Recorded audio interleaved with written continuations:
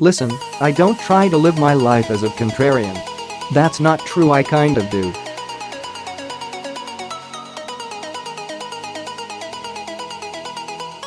I spend a lot of time in public houses and taverns, and I have a 2-hour commute that allows me to hear a lot of the sports world's most popular opinions.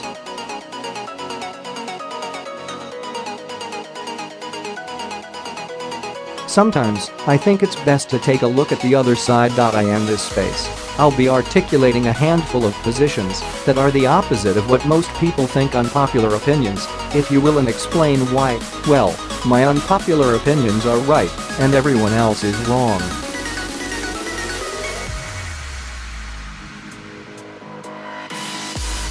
Minneapolis The Philadelphia Eagles are your Super Bowl champions. This might take some getting used to.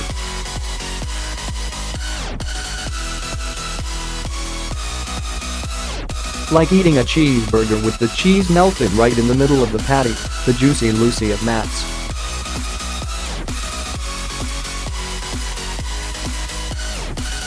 But now that it's happened, you are pretty happy that you made the trip out to Minnesota for the experience.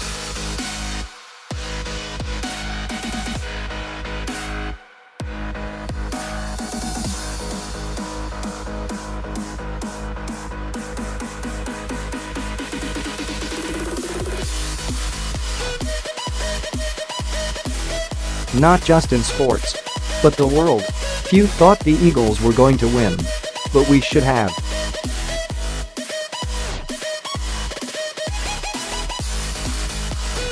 Philadelphia was a solid team that crushed it in a 13-win season to take the top seed in the NFC.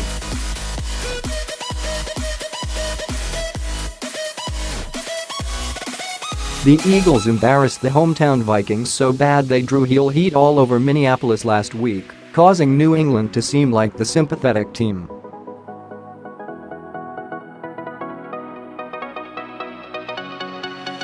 Yeah, the Eagles started Nick Foles, a guy who nearly retired a couple years back and was destined for a life of being in those car rental commercials where he holds up his college jersey and then tries to sell somebody a damage waiver.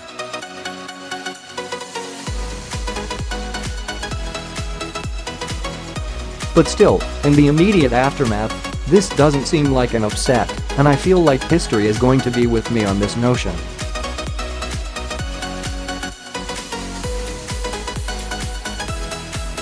With that in mind, let's take a look at some memorable upsets that actually weren't really upsets at all under closer inspection.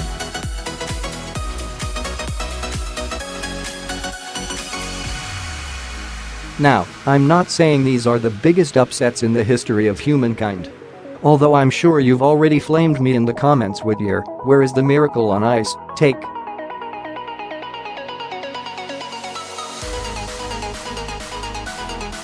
But that's not what we are doing here.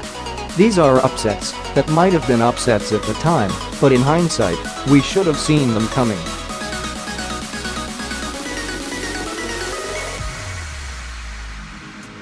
Let's start with a couple examples from the NFL, the league I'm paid to cover.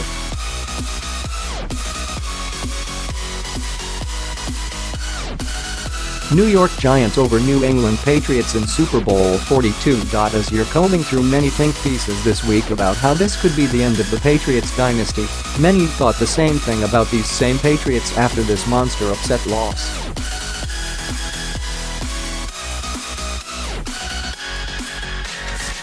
The Giants did kind of take away the flukiness with a win in the rematch 4 years later.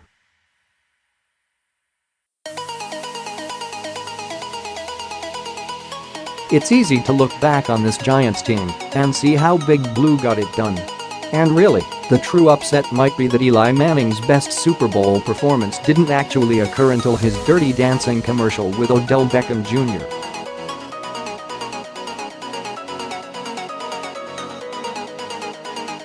New England Patriots over St. Louis Rams in Super Bowl XXXVI.A. Franchise quarterback is injured, and his frail-looking backup has to come in and save the day.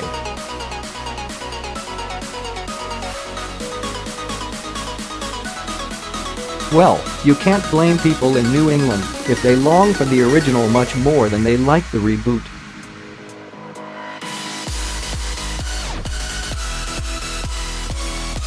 Have you already run out of ideas, Hollywood? Me? I just think it's nice to remember a time when people pulled for the Patriots.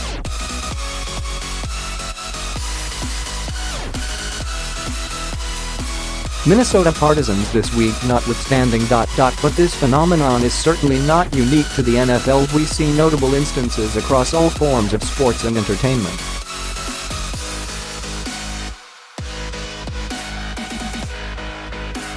Here are a few, in no particular order. Arizona Diamondbacks over New York Yankees in the 2001 World Series.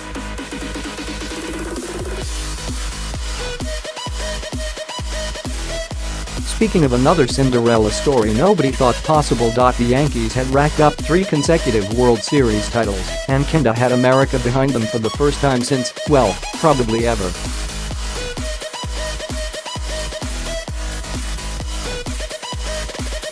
The Diamondbacks foiled it.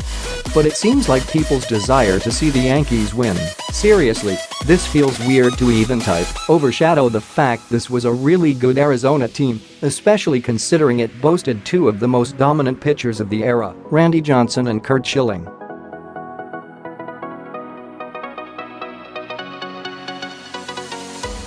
And this was pre-insufferable, blood sock Schilling. And that sock wasn't faked at all.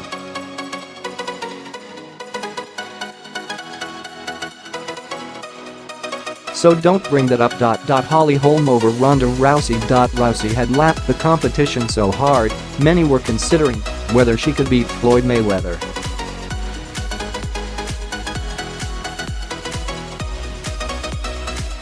And then this match happened. She didn't make it through the first round against Amanda Nunes in her follow-up.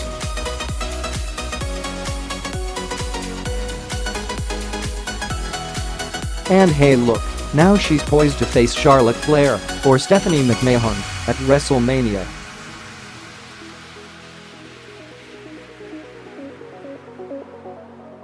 Brock Lesnar over The Undertaker at WrestleMania 30. You'd be disappointed if I didn't include this, so shut up.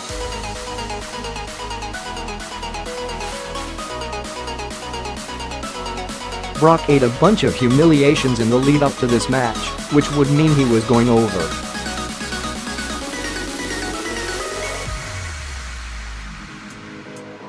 But you never expected any scenario where Brock was going to break the streak. I remember being there in the building. Even the ring announcer was afraid to make the announcement because it seemed like a mistake.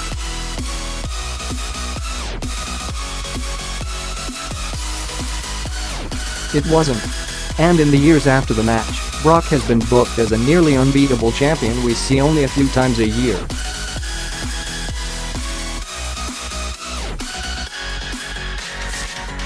Mostly to lose to Goldberg, but still. Duke over UNLV in the 1991 Final Four. This one still haunts me.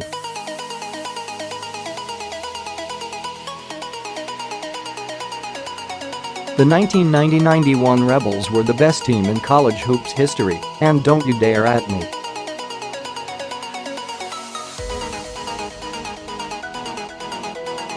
Coming off a 190-point drubbing of the Blue Devils in the championship game the previous season, or at least it seemed that way, nobody gave Duke much of a chance in this rematch.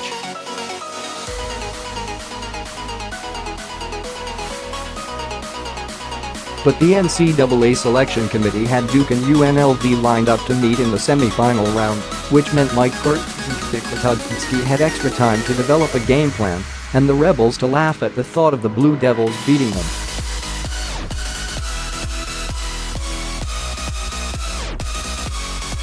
Yeah, I still don't want to talk about this. This still should have never happened.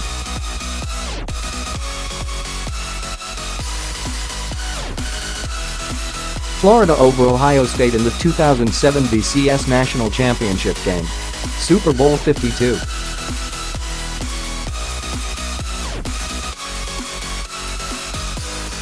Superscript 1 Jeffrey Lurie's surreal Super Sunday. Superscript 1 Patriots face uncertainty after loss.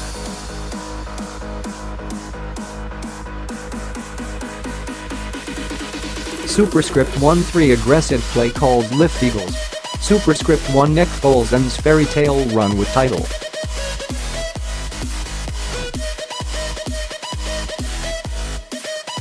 Around the league. Superscript 1 winners, losers from Alex Smith trade. Superscript 1 Gil Brandt's all-rookie team.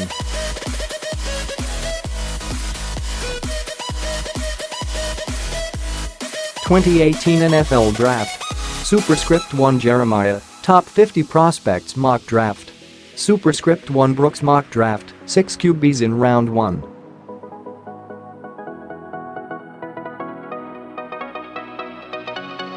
Ohio State and Michigan were both undefeated headed into their annual showdown, and the Buckeyes were basically crowned national champions after knocking off the Wolverines.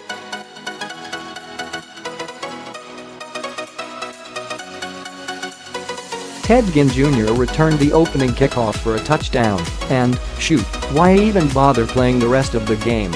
Well, Ohio State didn't.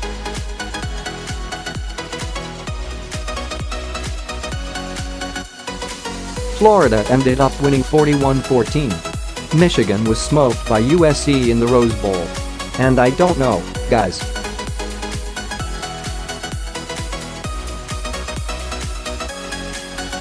This seems weird, but the Big Ten might have been overrated here. The Rebels over the Empire in the Battle of Yavin.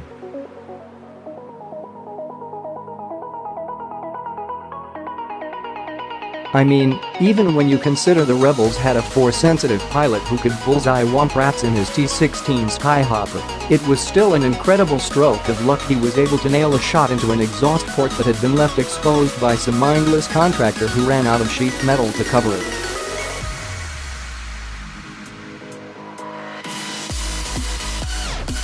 But by now, you've seen Rogue One and know this design flaw was cleverly built in by a saboteur.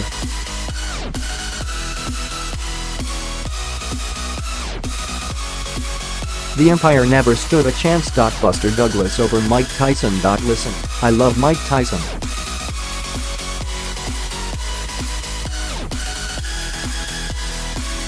I still have a copy of Mike Tyson's Punch-Out! For expletive sake. But Tyson really was a mythical creature.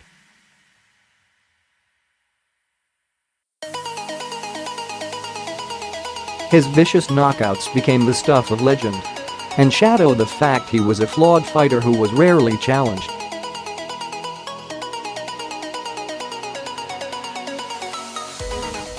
He was vulnerable to bigger athletic fighters.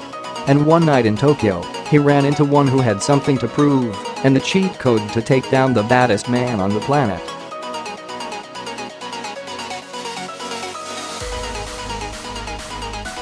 All that said, I love Mike Tyson mysteries on Adult Swim. Rocky winning Best Picture in the 1977 Academy Awards.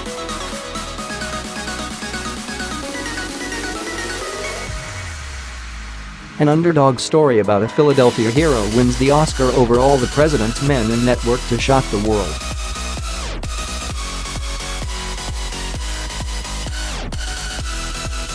Rocky would spawn a dynasty and one of the most beloved movie franchises of all time.